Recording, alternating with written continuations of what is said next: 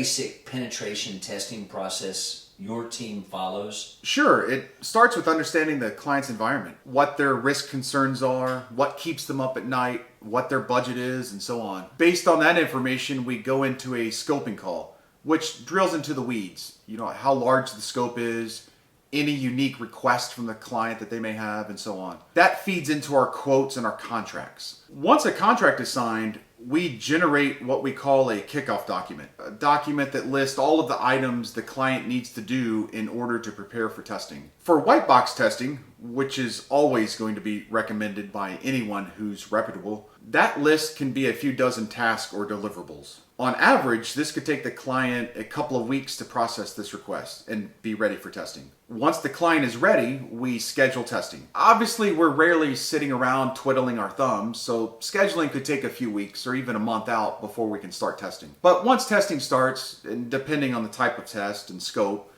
generally testing may take 30 days or longer. As far as specific processes we follow during testing, that depends on what type of test it is. We have testing guides for each type of test. Those guides are based on a combination of multiple industry standards, as well as decades of combined personal knowledge and experience of our team. For a typical penetration test, for example, we will carry out a large number of tests, literally thousands of tests. Additionally, there is always at least one former NSA nation-state hacker running QA and monitoring not just the progress of all tests, but overseeing that testing and making sure it's being run to our standards. Potentially getting a tester up to speed with a proprietary test of ours, or assisting where needed, and so on. Sometimes we discover something during testing, something critical and of imminent risk of exploitation, that we make an immediate notification about so that the client can get it addressed right then rather than waiting until the report is delivered. Regardless of that, and as we talked about earlier, everything, even informational level concerns, are documented real time in a location the client has access to. Towards the end of testing,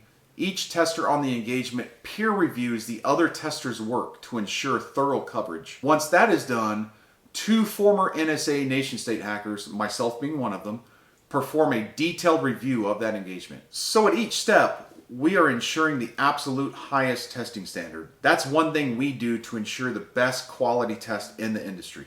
Around that time, we're also generating a request to the client to determine which of a list of provided activities they detected, assuming we don't have direct access ourselves. We include dates and timestamps and all of that for things that we feel they should have detected. An important aspect of security is more than just mitigating attacks, it's also detecting them. So you're getting the benefit of both during our testing. After testing, we create a report that can take anywhere from a few days to a few weeks, depending on the scope and number of findings. But that report is sent to the client for review.